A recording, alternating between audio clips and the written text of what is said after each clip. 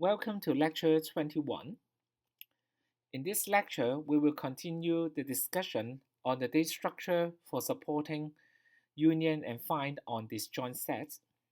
So here we will look at a different method. So we are going to use rooted trees to represent the disjoint sets. Okay, so here, this time when we use rooted tree, so the idea here is that we are going to use a distinct rooted tree for representing a set, and then we will use the roots of the tree to be the set label.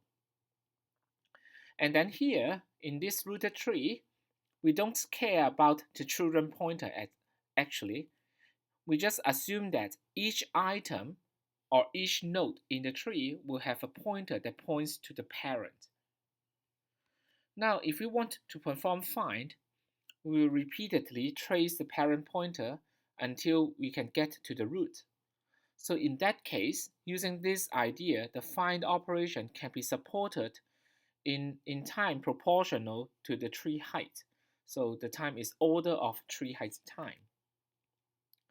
So for instance, okay, this is an example. So suppose that the current set that we have is we have A, B, C, D as a set, E, F, G as another one, H as another one. So there are three rooted tree.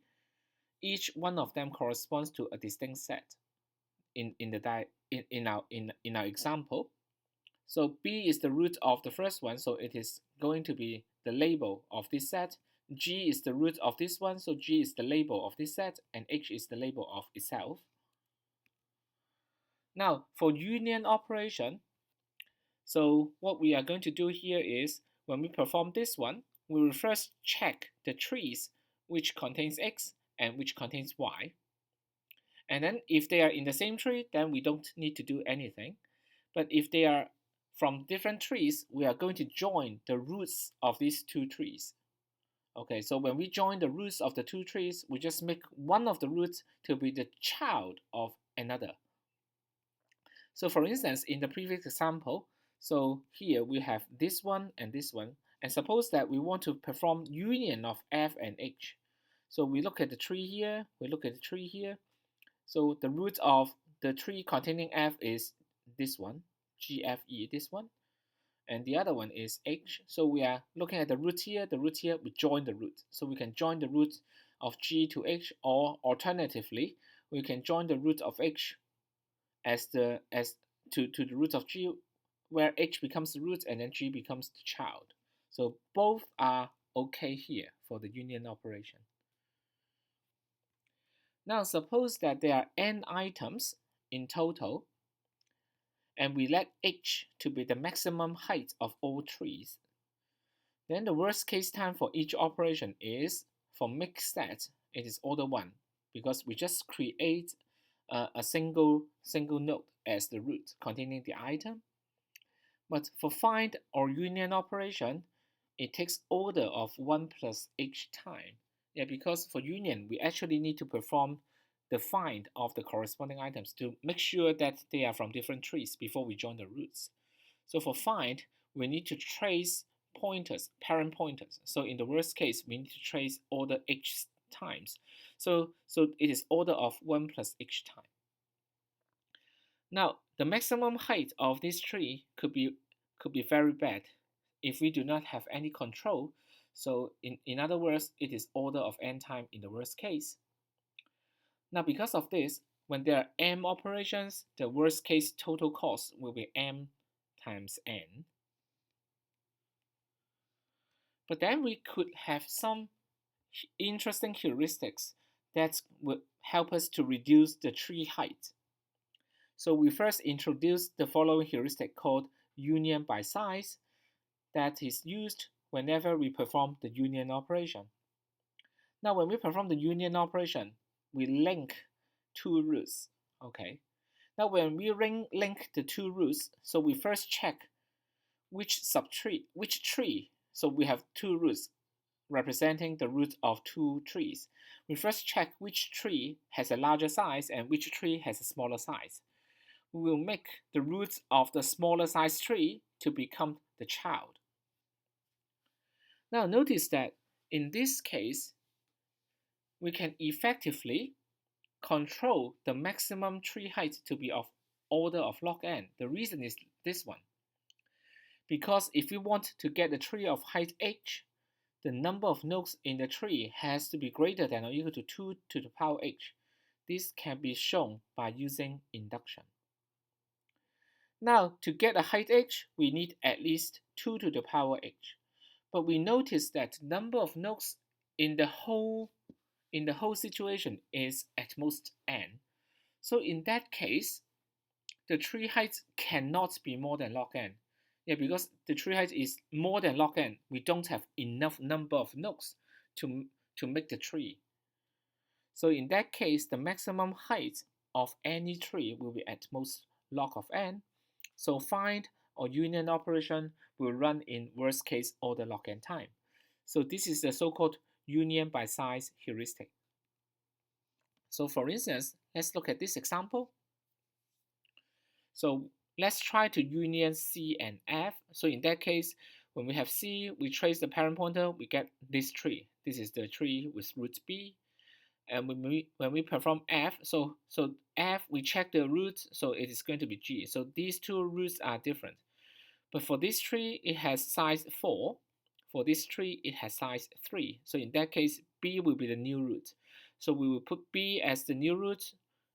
ACD is as before, but then it will now have a new child. So we are going to join this to the root of this tree. We will join this with G. So this is the situation after the union by size. Okay. Now, this is just an example. So this may not be really correct because here we actually will not have this scenario of GFE, okay, because this is a tree with two edges here. So in that case, we can't have a tree with height 2 just have three nodes. It will need to have at least 4 nodes. But this is just a scenario that we will demonstrate what is meant by union by size. Okay. Now another way to control the tree height is the so-called union by rank heuristic. So here, each of the roots will maintain a so-called rank value that represents an upper bound on the tree height. So for the moment, you can just imagine rank represents the tree height of the tree. Now for a single node tree, the rank of the root is equal to 0. And then when we link the roots of two trees, so obviously using this heuristic, we want to make the tree as flat as possible. So we will link the smaller rank tree to the larger rank tree so that the root of the smaller rank tree will become the child. So in such a case, because roughly speaking, rank represents tree height, so if both roots have the same rank, then after the linking, the tree will become taller. So the new root will have rank increased by 1. But on the other hand, if the two roots, they have different rank, then in that case, the taller tree is still having the roots of the taller tree to be the new root, but then the shorter tree will be linked to the taller tree. So in that case, after the linking, the tree height will not increase. So in that case, after the linking, the new root rank will remain to be the same. Okay, so why does it give us a control on the tree height? Okay, so it is actually for a similar reason to the reducing of tree height by union by size. So here, let's get the reason. Okay, so we want to show that if we use the union by rank heuristic here, the tallest tree cannot be very tall. It can be only at most log of n tall. So the reason is that if you want to get a height or a rank of r, then the number of nodes in the tree has to be greater than or equal to 2 to the power r. So this can be proven easily by induction. So in such a case, for the same reason as before, the maximum rank will be at most log of n. So the maximum height will be at most log of n. So find or union will run in worst case order of log of n time. So let's see an example. So here, This is an example. So we have a tree, okay, like this, a tree like this. Then the rank of the root is represented by the green number here. Actually, we have the rank information of each node, okay? So when we perform union of CF, we look at the tree containing C, we look at the tree containing F, we are joining the two roots together. We compare the rank, but since they have the same rank, 1, so we just make one of them as a root and the other as a child. So we make, let's say we make B as a root and then F as a child. So in that case, the rank of B will now be increased by 1, so it becomes 2, like this here. Okay, so this is the so-called union by rank heuristic.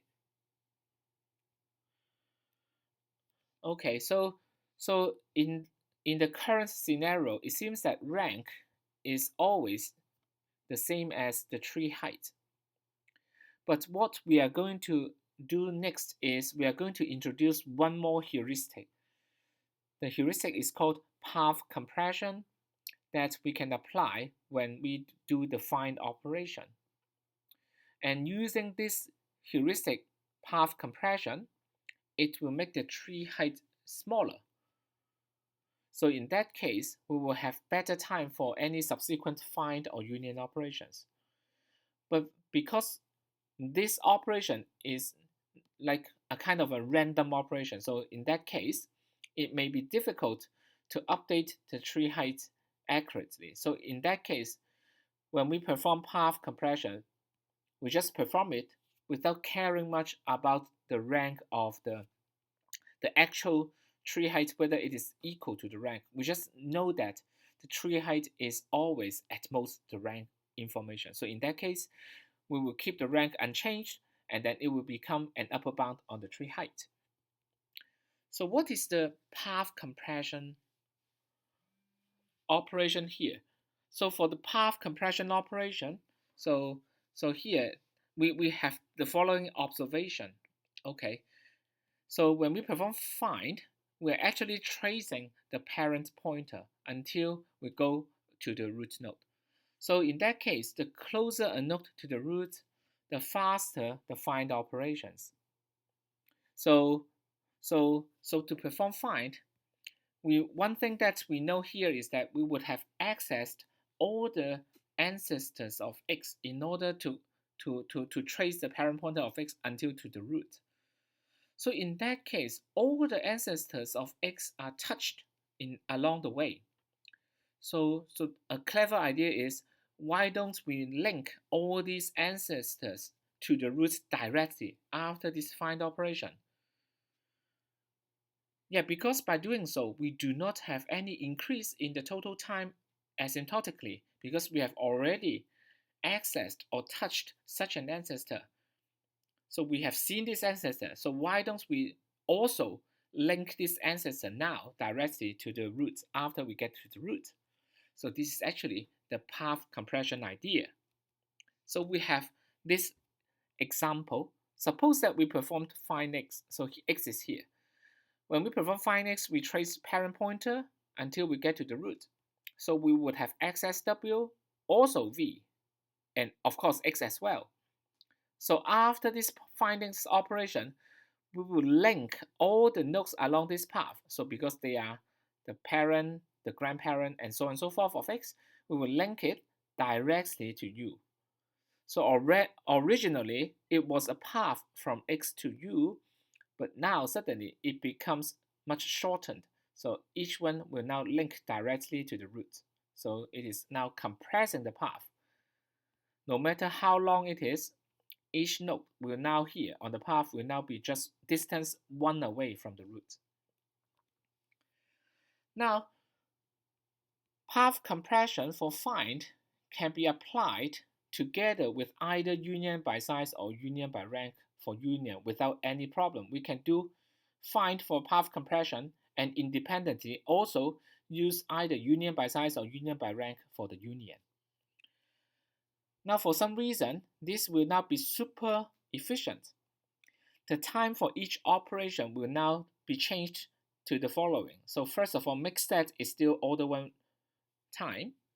Find and union, because it is controlled by the tree height, So the worst case is still at most order of log n. So even if we perform find with path compression, the tree height is still bounded by this order of log n because it can only be shorter. But suddenly, we will have a very interesting amortized time for the find and union operation. The amortized time is now measured by a certain very slowly growing function called alpha of n time. So what is alpha of n? So we will introduce alpha of n briefly soon, but for any practical problem that we encounter, alpha of n is a value at most 5. So first of all, it is not constant. So for large enough n, it will be great. It will be more than 5, more than 6, more than any number. But for all the n that we encounter in real life problems, alpha of n is going to be a small value. It is going to be 5. Okay, so in that case, using two heuristics, one for find and the other for union, together we will have good worst case performance as well as very, very close to constant time amortized performance. Okay, now, so here this alpha of n or alpha function is called the inverse Ackermann function. Now we are going to talk about this inverse Ackermann function, some fact about this here. So let us consider the following sequence. So we start with the number n, and we perform log n, and then we perform log of n, and then we perform log of the previous result, log of n, something like this. So the number will now become smaller and smaller and smaller, and eventually we will get a value at most 1. Now the log star value of n will represent the number of times it takes if we take log in order to get to a value of at most 1. So in that case, log star of 2 will be equal to 1 because after taking 1 time of log of 2 will now become 1. Okay, now log star of 4, it is equal to 2. It is because if we take log of 4 and then take log of that one, it will now get a value of at most 1. So log star of 4 is equal to 2. Log star of 16 is equal to 3. Log star of this number, 2 to the power 16 actually, is equal to 4. And log star of this super large number is equal to 5, and so on and so forth. So what does that mean? So even if you have a very large value of n, the log star value could be very, very small. So log star is therefore a very super slowly growing function. Now log star is already very small, so let us consider the next sequence. Okay, so this sequence we start with n, and now instead of taking just log, we use log star of n. So we will suddenly make this n super small, and then after that we take log star again on the result. So we have log star of n, and so on and so forth. And eventually we will get the value at most 1. So in that case, we will denote the function that the number of times that we need to take log star in order to make a value at most 1 to be log star star. So if log star is already super slowly growing, then log star star is super slowly growing. And what is alpha n? Okay, so a fact here is in order for alpha of n to be greater than 4, we will need log star of n to be greater than 1. Okay, so we want to see actually that alpha of n cannot be that large. Okay, in order for this to be greater than 4, we need this one. Okay, so but here this may still be possible, but on the other hand, for alpha of n to be greater than 5, then we will need a stronger restriction. We will need log star star of log star star of log star star of n to be greater than 1. So in that case, this is really unlikely for practical n. So in that case, for alpha of n to be greater than 5, impossible nearly. So in practice, alpha of n is at most 5. So if you want to know more about this inverse Ackermann function, yeah, you can search for the Wikipedia page for this. So that's all for the lecture. Thank you.